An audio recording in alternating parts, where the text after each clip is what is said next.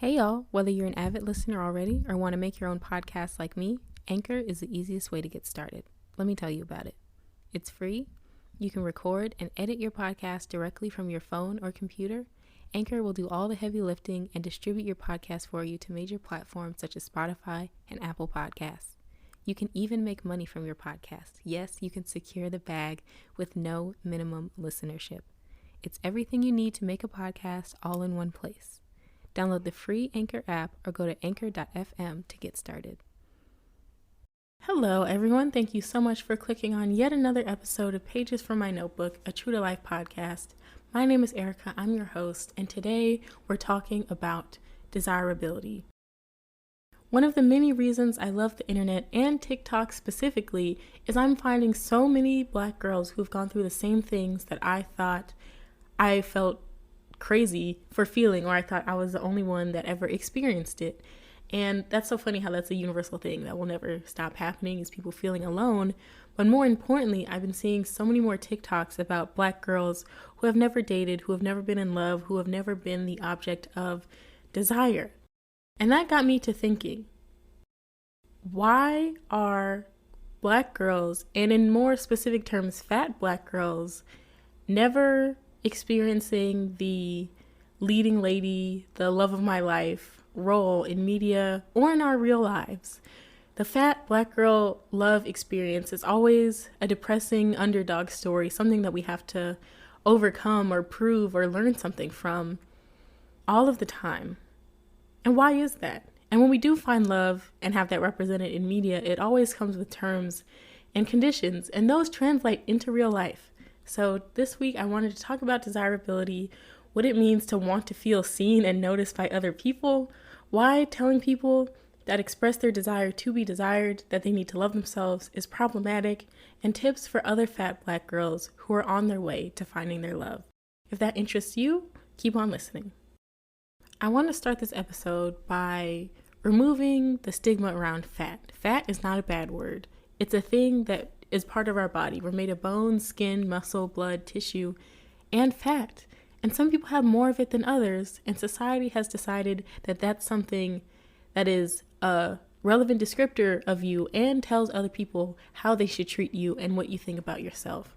So just like any other thing that marginalized people are ostracized for, fat is being reclaimed. It's not a bad word.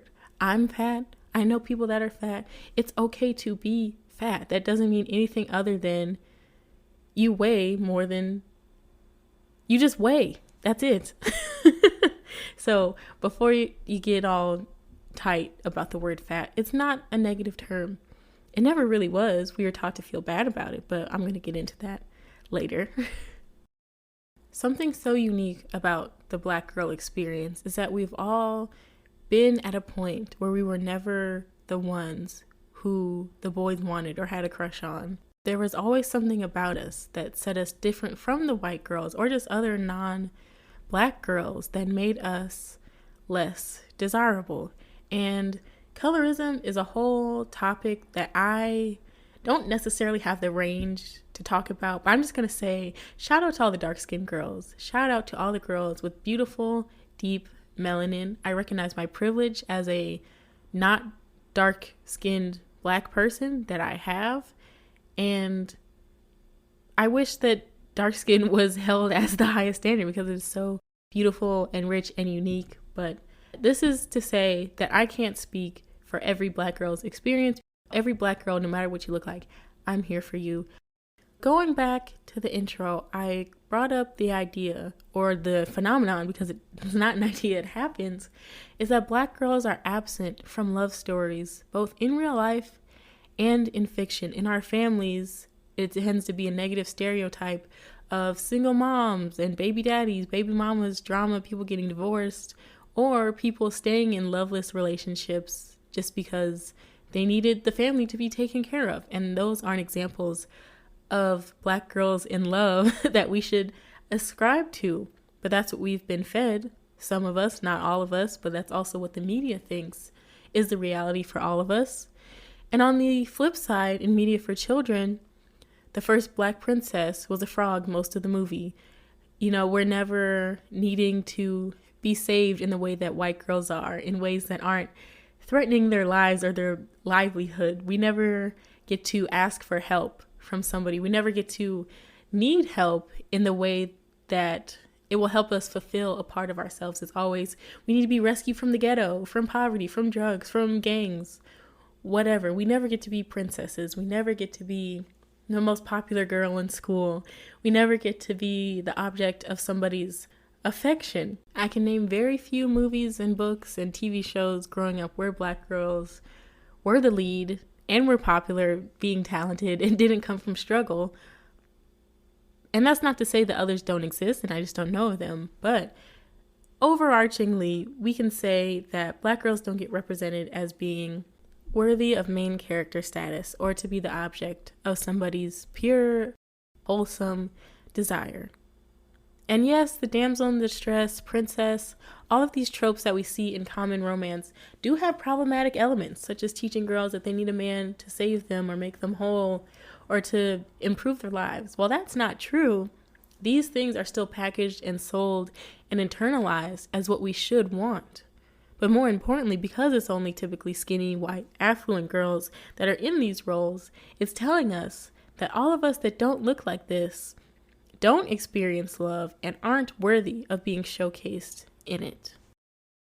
And this can also speak to the adultification and sexualization of Black girls, in that from an earlier age, we are expected to be responsible for so many things that other girls who are from different backgrounds don't have to worry about. Black girls are supposed to help take care of younger siblings. They're supposed to bring in money. They're supposed to do whatever, become adults and not have true childhoods, because we have to be seen as being more responsible, holding more on our shoulders than other children.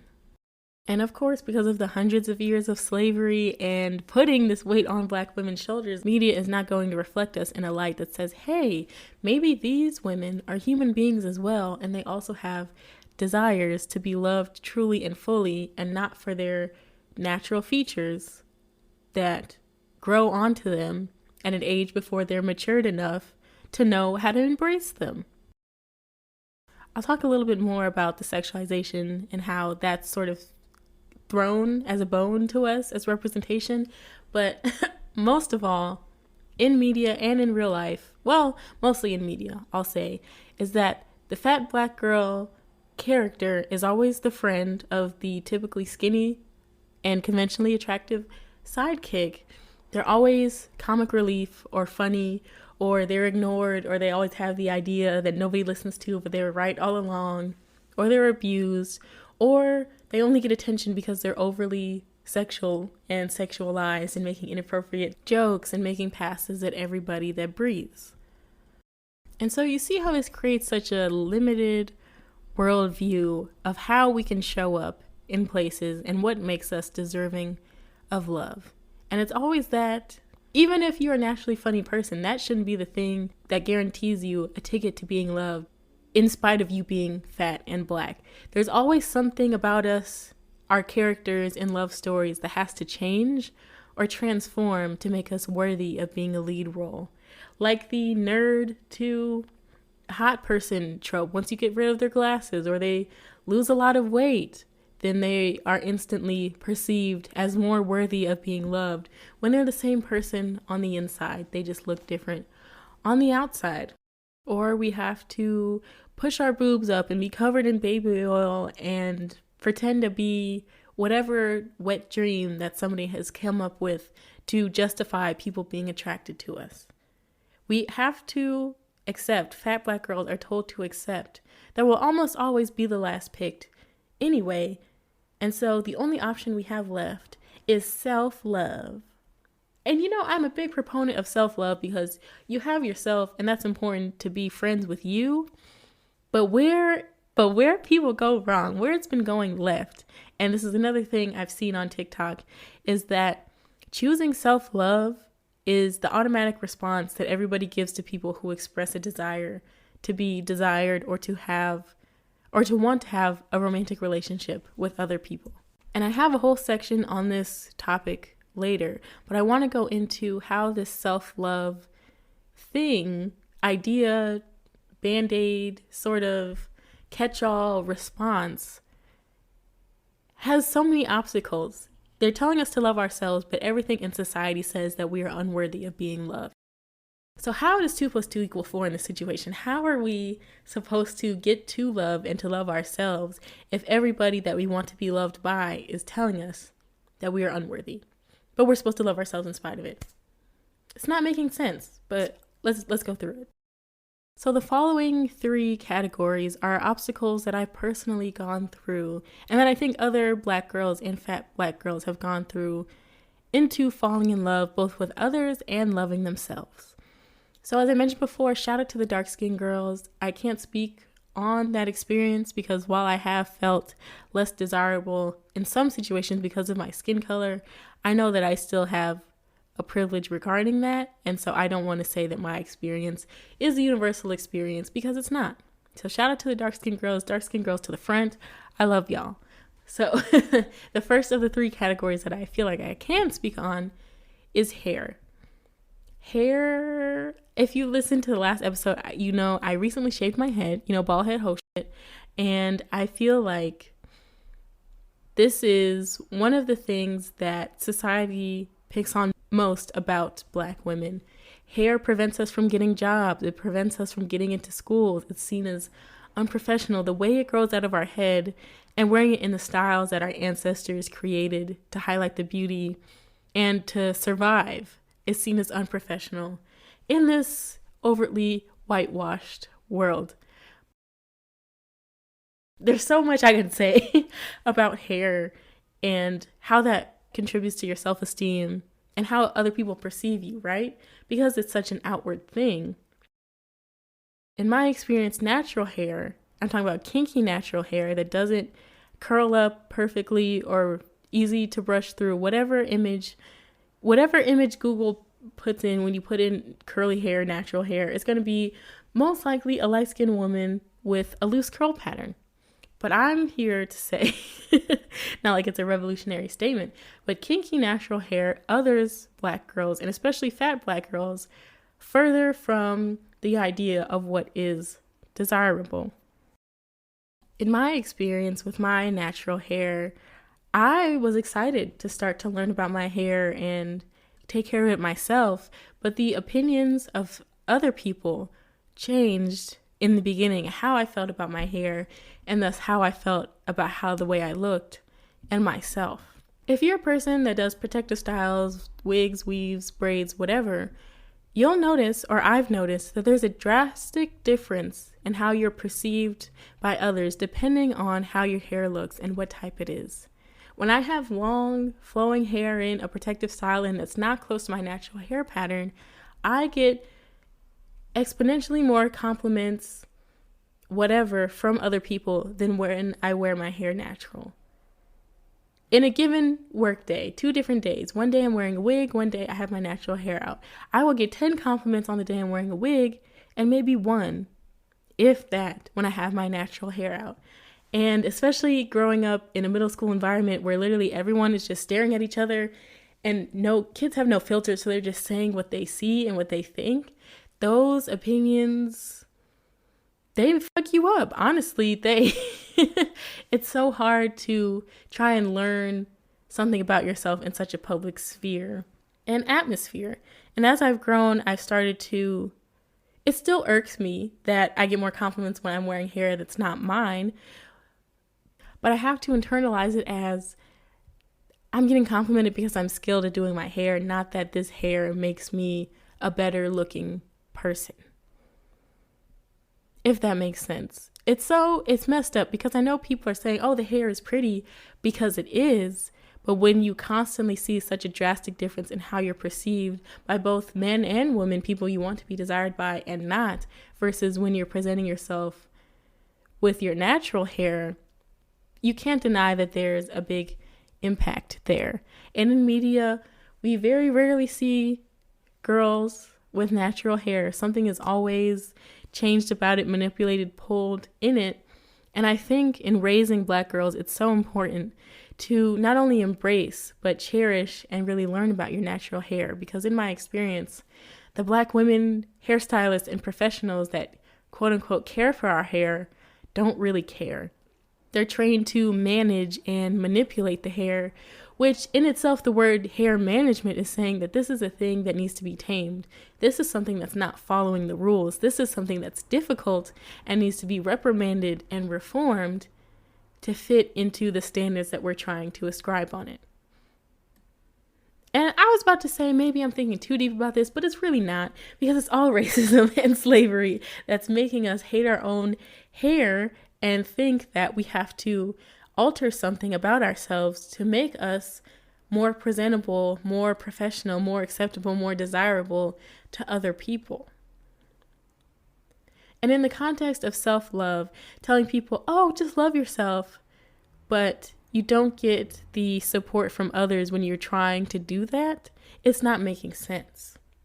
It's not making sense to invalidate the human desire to be seen by telling me that others' opinions don't matter, but then the opinions constantly are inflowing and telling me how I should act in order to get the thing that I desire. You see, it's not adding up. It tells girls that how you are, how you're made, as is not enough, and it's not good. But you have to accept it, but you should also change it. Huh? You see, you see where we're going with this? And hair should be fun. It should be just hair, but it's not, because of so many other things. I wish I could teach every little Black girl how to do their own hair, how to comb their own hair. I wish I would eliminate tender-headed from the dictionary. I'm not tender-headed, you're too rough. My hair isn't unmanageable, you're impatient. You don't know enough about it. You need more training. I wish I could remove all of the projections of hair that people have put onto it.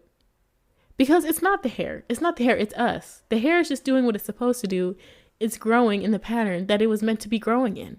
And I go so hard for Black hair and natural hair and little Black girls learning about themselves, because it's something I wish I had.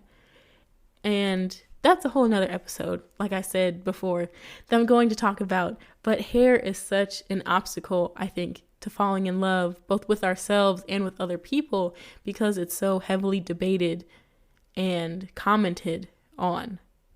Now, baby, when you combine learning how to handle your natural hair with also trying to dress your body type, and you got a stomach and rolls, girl, let's talk about it. The second obstacle to desirability that I wanted to talk about is body image. In the title of this episode, we're talking about fat Black girls. And I preface that fat isn't a bad word, but we're raised to see fat, both the physicality of it and the implications of the word, as a weapon. And it's a weapon that we should internalize, but it's also validated by external forces. Look at me using all these big words. From forever, our society, well, let me back up, because body image, the ideal body, changes through generations. Back in the day, if you was thick, it showed that you could afford food to eat and you were wealthy, and that was desirable. Then it was stick thin. Now it's the Instagram BBL, whatever you want to call it. Being large, being fat has always been wrapped in this guise of, oh, we're worried about your health. Being fat is not healthy. In reality, how many of us are doctors? How many of us are monitoring the vitals of every single person that has roles, that has a higher BMI, which is also a bullshit tool created to perpetuate the idea that being fat makes you a bad person? Yes, you can be fat and unhealthy. You can also be skinny and unhealthy. You can be mid-sized and unhealthy. The idea that just having fat makes you worse off than anybody else is untrue. You can be fat and go to yoga every day and live holistically and be a vegan and recycle and do all this stuff, and you can be skinny and have abs but do hard drugs and be a kleptomaniac. You know, that's not healthy.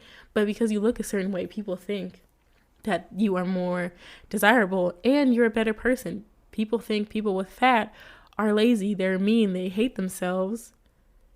But that can be true for anybody, because being a miserable or happy or good person doesn't depend on what you look like, or at least it shouldn't. But our society is telling us that if you look this certain way, if you weigh this certain thing, if you are smooth in these places, if you have curves here, if you have this, and that, then you are not only better looking and more desirable, but you have better traits, because they think skinniness equals self-care and you care about how you look. You're pretty, you're whatever. And as fat Black girls, that's the thing is, you can't really control to a point what your weight is. If you have genes that predispose you to being bigger, that's just what it is. If your bones grow to a certain length, if your if your muscles are a certain size, that's just gonna be what it is. And I think the fat phobia is really twisted, because we come from families where we have so many big people, but they get down on you for also being big, but they're the people that raised you, the people who are responsible for our health as children, and essentially shape from as much as they can from the beginning how our bodies are going to look, that are responsible for us, are our first and biggest source of shame. For me, being a bigger kid, I don't remember when it happened. I just remembered that the rest of my family was skinny and I wasn't, but I just thought that is how it was. I've always had, my stomach has always looked like this. My thighs have always looked like this. Being pushed into diets and things that like ate, being aware of calories and fat content. Again, it's this adultification of children. It's putting this idea in their head that as you are, as a growing being, is not good, while you're still figuring yourself out, while your body is still activating in certain places, while your brain is still growing, that you are inherently not good and not good enough. And I know people do it with good intentions most of the time, but it comes off as very damaging. So instead of telling fat kids, oh, you better put those fries down so you don't gain weight, how about you tell us, hey, if you make these choices, you'll be able to play more on the playground. You'll have more energy to read more books. Let's reframe the way we talk to fat children, and especially fat girls. Let's do that, because at least in the public school system, kids are going to be ruthless. So it doesn't make sense for your family, even though they mean well, to also contribute to that shame, where your family should be your first source of love and protection and support, and the people who are teaching you how to uplift yourself and how to love yourself as you are. And I also think fat girls should just be allowed to be fat. Honestly, if they're just big boned, sure. If they're not hurting people, if they're not stealing things, if their heart isn't failing, if everything else about them, if they're happy, why is being fat so bad? Why is that the one thing that is preventing them from living a good life? Let's think about that. If everything else is great, but they just happen to wear a larger size in pants, what is, you know, what difference is that going to make? And as we grow and go through these school systems and we're faced with these kids who are horrible and awful and terrible and have also internalized those shameful teachings from their parents and their environments, again, it's reinforcing that as you are is not good enough. As you are, nobody will want you the way that you were made. Nobody will desire you in the way that you physically look. And for a lot of people, these things you can't change. And they always tell us, you know, bullies don't matter, words don't mean things, but they do. The shit hurts. And adults, maybe they've grown, you know, numb to it, and that's why they tell kids to just brush it off. But honestly, when you're young, growing up, being attacked for just trying to exist in your own body, it feels impossible. And that's why so many young people fall into these unhealthy habits, trying to get the look of something that's healthy. And people are congratulating them for looking a certain way, but on the inside they're miserable because they're not living the way they should be. They're not embracing the person that they are.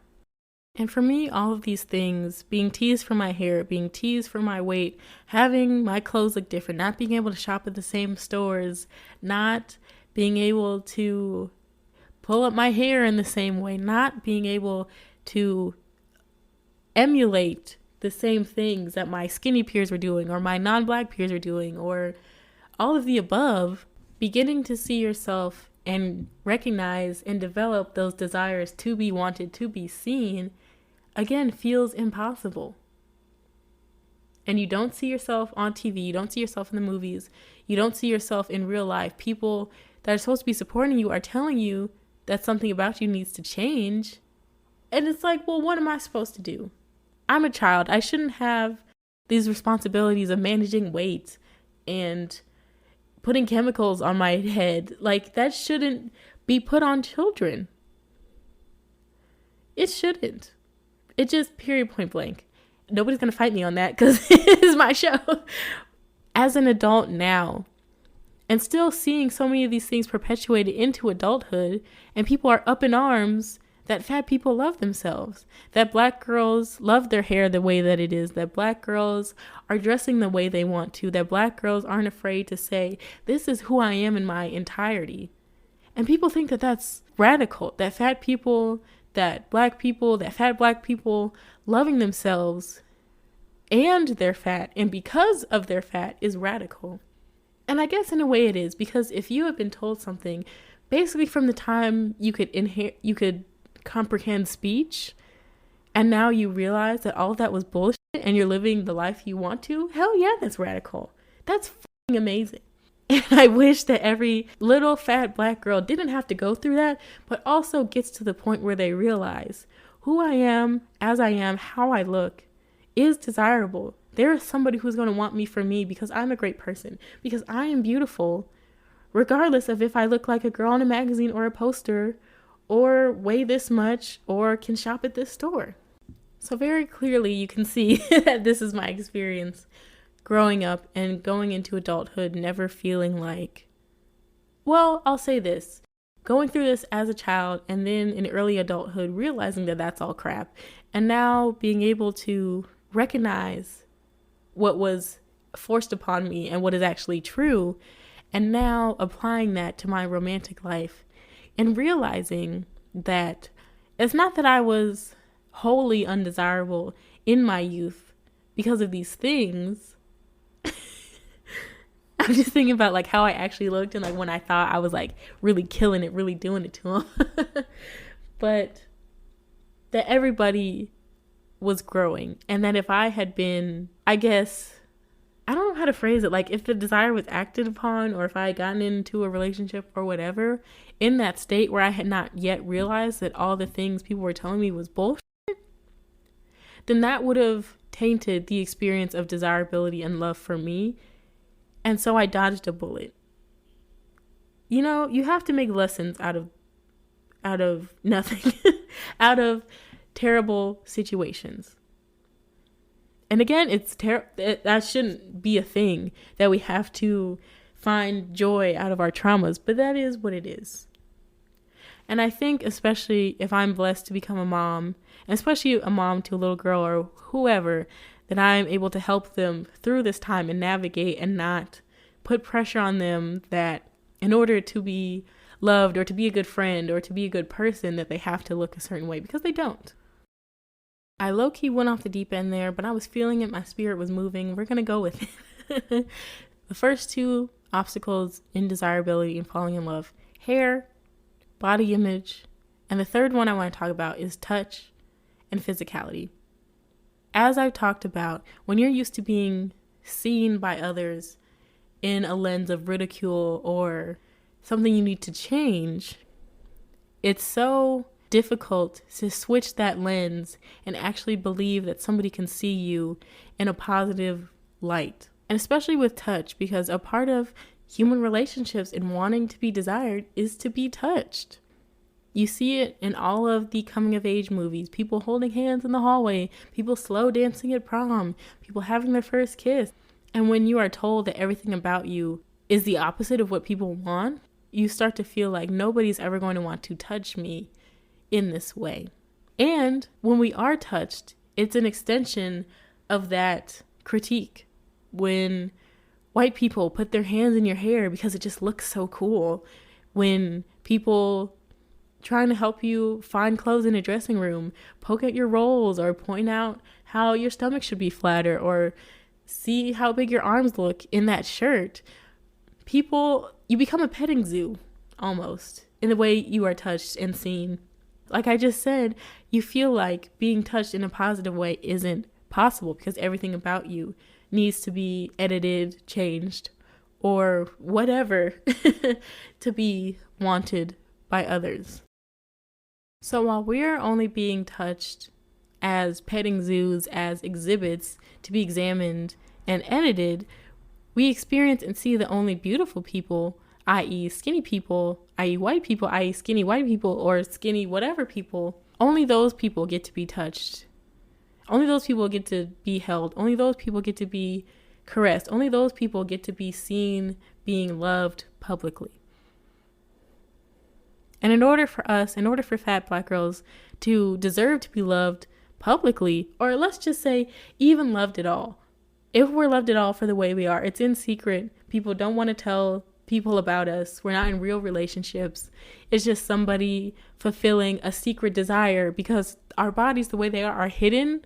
They're supposed to be hidden desires because they're not desirable. So the people that want us, because of our roles, because of our cellulite, have to hide it because everybody has been saying that this is wrong for you to want this. So you see how that contributes to the self-esteem. You see how that messes with people's minds by saying that, yes, I want you, but only where nobody will know about it. Yes, I want you where nobody is going to see it.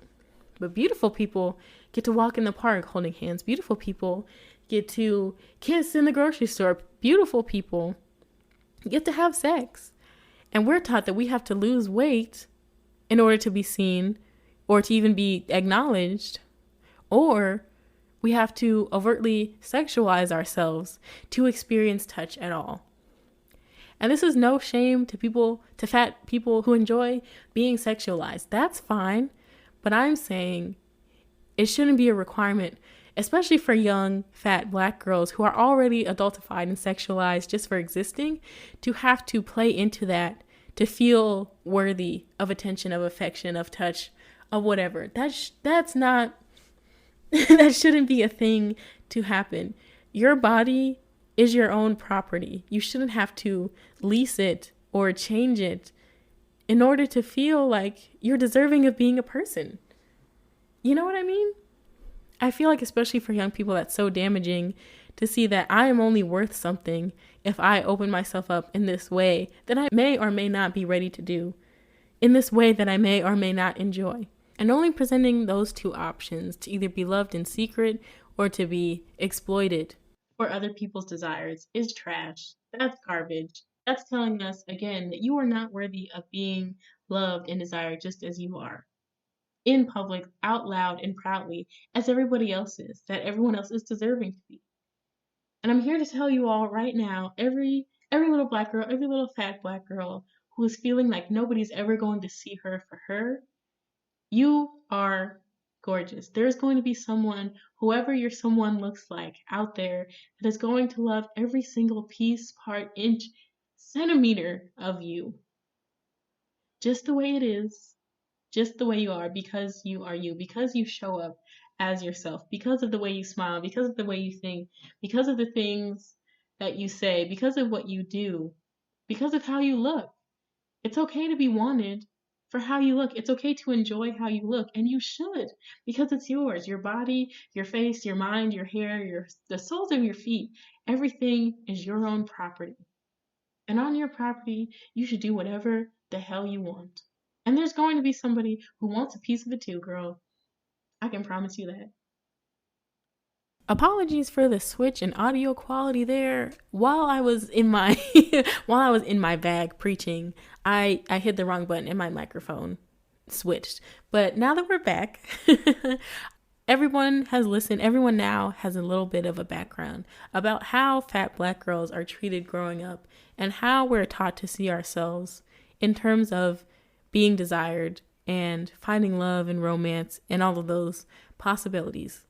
And as I mentioned in the earlier episode, while everything and everyone is telling us that nobody else will want us, simultaneously, while telling us that we need to change fundamental things about ourselves, they're also saying, You just need to practice self-love. You just need to love yourself more. When you love yourself, the people will come. Self-love, love yourself. Self-love, date yourself, love yourself, blah, blah, blah, blah, blah. And while I am a proponent of self-love, like I said, everybody needs to be friends with themselves. Everyone needs to know that they have all that they need within them. The self-love excuse is always given to us when we express a natural human desire to connect to other people.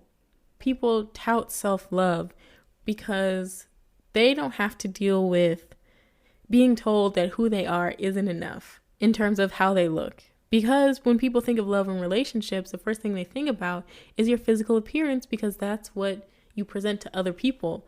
So in their mind, if your physical appearance is so inexcusable, you can't get around it, you just need to love yourself on the inside, because that's all you're going to have. Skinny people telling fat people desiring love to just love themselves is like white people saying, I don't know why race is such a big deal. You're just a person. You just have to be a good person. When they're the people that created the circumstances that made race or body image, not just that, be what it is. They're the people that made it so that these things affect how people think about you before you even open your mouth, before they know anything about you. And when you add that all together for fat black girls, it seems again like we can't win. The self-love cure is like a band-aid on the bullet wound of a lifelong firing squad, lifelong ridicule and low self-esteem. And just like white people saying that race doesn't matter, telling people that desire love and to be desired to just love themselves absolves those people of the role that they played in perpetuating the circumstances that makes people feel like they can't be loved. Them saying, oh, well, you just need to work on it, is taking away the blame. It's saying, oh, that's a you problem, when they get to reap the benefits of the system that they contributed to, that puts them as the most beautiful, as the most desirable, and us as not. And especially for fat black girls who grow up to be fat black women who have still had very limited to none to zero experience with being desired and love and romance, is that we've been forced from inception to contemplate and exert energy into accepting our existence. Going through the phase of the bullshit of people telling us that we're wrong and we need to change and we need to grow up and we need to do this to look like this, to get this and that. We've been putting so much energy into this and then going past that phase into learning that all of that was crap and that we're bad bitches all on our own the way we look. And we reached that point of self-love. We made it. We got to the promised land. I love myself and I have back rolls. I love myself and I have cellulite. I love myself and my arms look like a southern black woman who knows how to make a mean pot of greens. I have self-love. But when we express our desire to be loved by others, the self-love band-aid is still the only response that people who have been able to be desired give us. And why is that? Why is self-love still the cure when we've obviously stated that we do love ourselves? When fat people are going out here wearing what they want, doing whatever skinny people do, and being perceived as having so much quote unquote confidence, because again, people are still telling us in subtle ways, you are still not what should be desired. Therefore, you loving yourself is an act of confidence and bravery, when skinny people loving themselves is just them existing. So we've done what you've asked of us. When we love ourselves now, we realize that you're just spewing shit. And so why is that all that you have to give? Why? What? Can you come up with something else? Like, have you not figured it out by now? That self-love is no magic cure-all? That there are so many skinny people and other people in relationships that think of themselves poorly, that have still been in so many other situations where people have loved them? So why is me loving myself the only cure when other people have still been able to be loved when they hated themselves? Why is that? Is it because you think that I should still hate myself because of the way I look and I accepted the way that I look? This self-love excuse, it comes off as if fat black girls have to be perfect internally in every way to make up for their fundamental physical flaws. And those quote unquote flaws are just us existing in our bodies as they are. goes back to the tropes in media. In order for us to be loved, we have to be the comedic relief. We have to be the punching bag who gets saved. We have to be the overly sexualized character that can't think about anything else. Why is it that we have to be so perfect or fit into these molds to be desired when we just want to be loved as ourselves, when all we want is to be seen and touched and held and spoken to and treated like a person who had a person, just a person? Expressing desire is not reserved for beautiful people. Expressing desire and need for connection is not reserved for, I don't even know what other excuses you can think of, but just the idea that people who don't fit the mold of what is deserving of love, expressing their love is like ridiculous or unrealistic. That's crazy to me. That's crazy that we write off a whole subsection that is millions, possibly billions of people that the only cure and the only love they'll ever find is within themselves because nobody will see them as desirable. That's crazy. Do you see how insane that sounds? And I want you to think back, think forward, hold it in your mind. When you see people expressing their want to be wanted, when you see people expressing their want to be desired, don't think that they haven't tried loving themselves first. Don't make that your automatic go-to. Don't think that just because society has told us that we're horrible people because of the way that we look, we're looking for outside romance to make us feel whole. Don't automatically assume that. Because more likely than you probably think, we've been through this whole entire cycle and we've reached the point of loving ourselves, so much so that we're honoring our desires to be desired.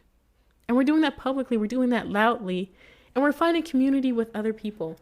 And it's so demeaning to share this desire that everybody has and to have people say, well, you just need to do this. You just need to be alone.